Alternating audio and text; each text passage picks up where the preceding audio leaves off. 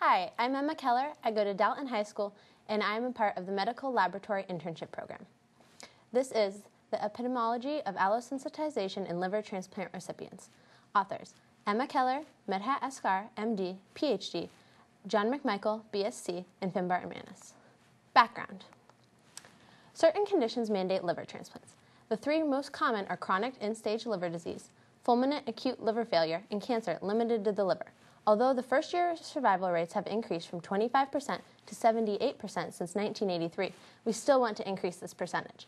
As a result of this, possible transplant patients have many tests done to ensure the best possible transplant.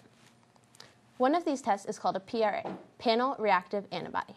PRA testing is done by incubating recipient serum with flow PRA single antigen beads. If antibody is present, it binds with the antigen on the beads. The remaining unspecific antibodies are washed out, and then the secondary antibody, which is FITC labeled, is added. The secondary antibody binds to the FC region of the primary antibody.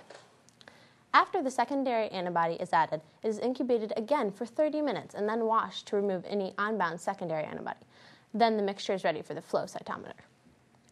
If there is antibody present, the blue laser in the flow cytometer excites the FITC on the secondary antibody and it fluoresces. The fluorescence intensity is a direct correlation to the amount of antibody present. The computer records the intensities as a mean channel number, and the analysis program converts it into a PRA value. Every patient is tested for Class 1 and Class 2 antibodies. Class 1 antibodies are found on all nucleated cells, such as T cells, and Class 2 antibodies are found on specialized cells, such as B cells, and specialized antigen-presenting cells, such as macrophages and dendritic cells. In relation to transplantation, if the patient's PRA value is under 20%, then they are considered not sensitized, according to UNOS, which means that the chances of rejection are lower. However, if the patient's PRA percentages are over 80%, they're considered highly sensitized, which makes it harder to receive a transplant and increases the chance of rejection. There are 4 things that cause sensitization, and they are pregnancy, transfusions, transplantations, and infection. This sensitization is what causes higher PRA values. However, higher PRA values do not necessarily mean that the patient cannot be transplanted. With current technology, like flow cytometry and anti-rejection medication, with people with PRAs over 80% can be successfully transplanted. A highly sensitized patient may not have any donor-specific antibodies, and therefore their chance of rejection is lower. Objectives. Qualifications. In order to be placed on the list of data I analyzed, the patient had to fulfill all of the qualities below. The patient had to have a liver transplant. The patient had PRA results for Flow 1 and Flow 2. The recipient had to be a patient of the Cleveland Clinic.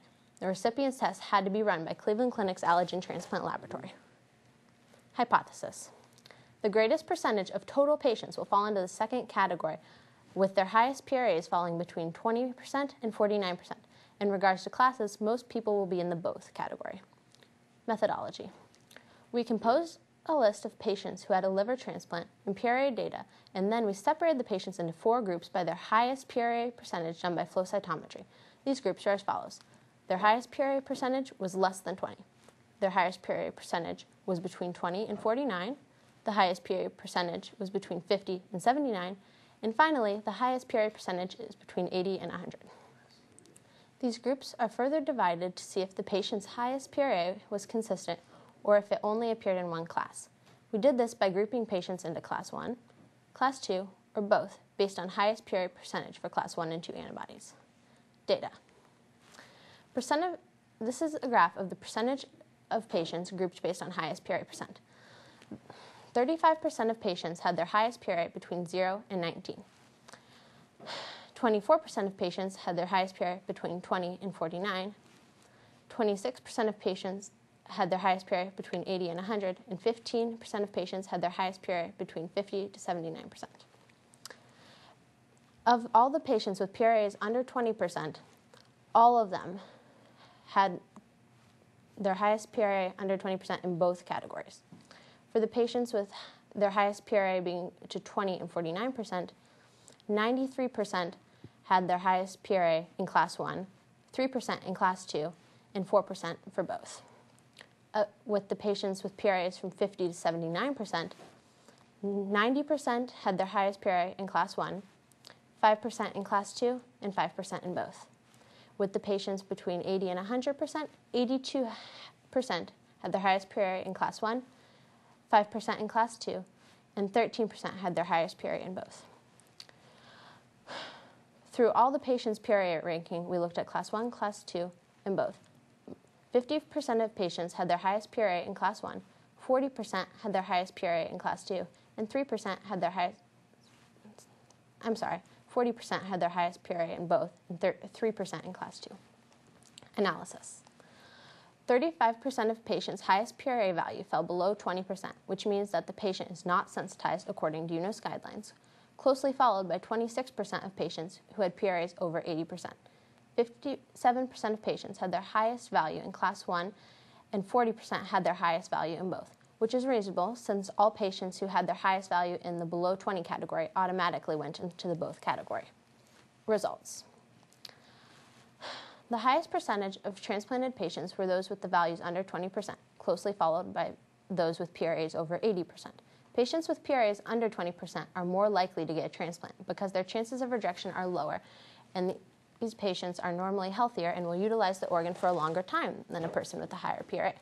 On the other end, patients with PRAs over 80% normally have a shorter life expectancy than those with lower PRAs and have a difficult time being HLA matched with a donor. Also, these patients have a greater need for the organ and get moved up on the transplant waitlist. This is why we see two transplant extremes, as our biggest transplant groups were highly sensitized and not sensitized, according to UNOS guidelines. Recommendation. My recommendation is that we, as a hospital, should transplant more patients that are considered highly sensitized, according to UNOS, because they generally have a greater need for the organ. Also, with modern technology, these patients have a greater chance for survival with advances such as anti-rejection medication. I'd like to thank the Cleveland Clinic, Medhat Asghar, MD, PhD, the IT department at Allergen Laboratories, John McMichael, Finbar Amanis, the Allergen staff, and also the Civic Education Initiatives for allowing me to be a part of this program. Thank you.